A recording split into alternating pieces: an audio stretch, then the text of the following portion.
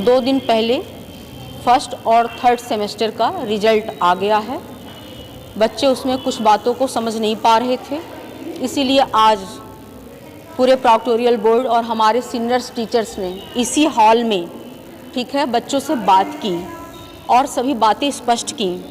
और हमारे टीचर्स जो उस समय थे, यहाँ भी इस समय आपके सामने हैं, आप भी हमारी प्रॉक्टर हैं, सीनियर टीचर हैं, आप सभी हैं, सुबह से यहाँ पर हैं।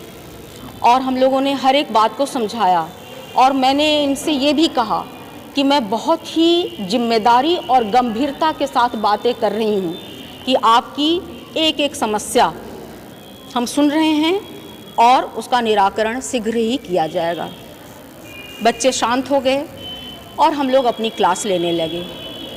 फिर कुछ समय बाद हमें पता चला कि बच्चे सड़क पर धरना दे रहे हैं, तो हम लोग पूरे प्रॉक्टोरियल बोर्ड और सीनियर टीचर्स के साथ नीचे गए। देखा कुछ बच्चे थे जिनको कि उस समय सुबह भी हॉल में हमने बहुत समझाया था, और ये वो बच्चे थे जिनको रिजल्ट में कोई परेशानी नहीं है, उससे कुछ इनका संबंध नहीं है।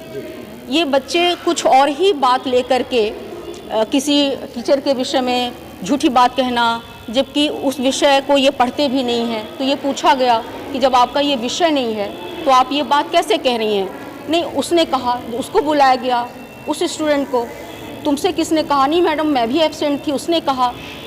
तो फिर ये पूछा गया कि जब कोई बात ही नहीं है, और वो मैडम भी सामने आ गई, उन्होंने कहा मैंने कभी इस तरह की कोई बात क्लास में की नहीं, हम सबके स्टूडेंट हैं, बच्चों जैसे हैं, हम यहाँ पढ़ाने ही आए हैं। तो इस तरह से ये गलत बातें। और फिर ये लोग नीचे वहाँ सड़क पर बैठे और इनमें से ही एक स्टूडेंट हमारी जो हैं, इनके भाई मीडिया में हैं और इन्होंने तुरंत फ़ोन किया, बुला लिया और फिर उन्होंने पूरी तरह से, जो हमें पता चला कि हम लोग तो बाद में गए जब सड़क पर काफ़ी भीड़ इकट्ठा हो गई थी, तो पता चला कि ये बच्चे जो है बैठा लिए गए थे सड़क पर, ऐसे गोल घेरा बना करके बैठे हुए थे और ये अपनी बाइट दे रहे थे, फ़ोटो खींची जा रही थी। तो हमें उस समय तक ये नहीं पता था कि इनके भाई हैं। मैंने कहा कि आप मुझसे भी बात कीजिए, दूसरे पक्ष को भी तो समझिए। तो वो आए, उन्होंने कहा कि क्या पक्ष है? तो मैंने उनको ये कहा कि मुझे तो जो ये बातें कह रही हैं, ये जो सड़क पर बैठी हैं, धरना दे रही हैं, इनकी कोई समस्या है ही नहीं। इस समय मैंने उनको कहा कि आप भी अखबारों में देख रहे होंगे कि कुछ विश्वविद्यालय और महाविद्यालयों में छात्र संघ चुनाव करवाने को लेकर के इस समय आंदोलन चल रहे हैं।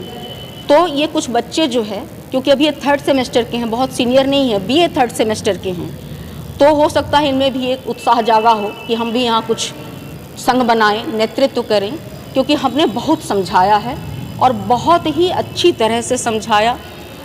तो ये पूरी आज के घटनाक्रम के विषय में जो बातें हैं स्पष्ट। यहाँ पर तो क्या बात है उनके बीच में, चौकी और आप लोगों की, किस चीज़ पे ये लोग अपने मतलब माने हैं क्या?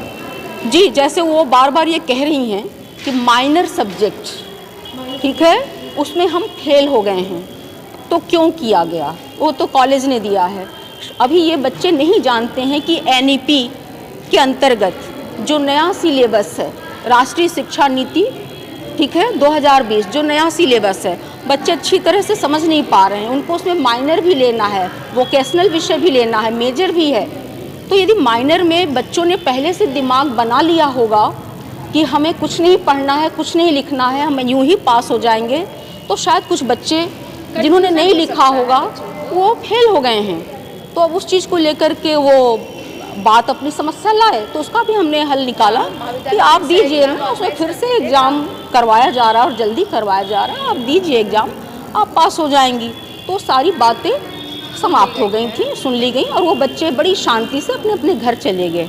और ये सिर्फ हम लोग की ये कन्फ्यूज़न थी, जो हम लोग रोड पे गए थे, 3 दिन से हम लोग मैम लोग के पास जा रहे थे, सिर्फ इतना ही हो रहा था कि बच्चे आप एक लोग का हम नंबर दे रहे हैं, उनसे बात करके पूछ लीजिए आखिर क्या वजह है। सारी लड़कियां इकट्ठा हो गई, सब एप्लीकेशन दी, ये दी वो दी, सब वो लड़कियां बोली कि आप कल सही करके लेकर आइएगा।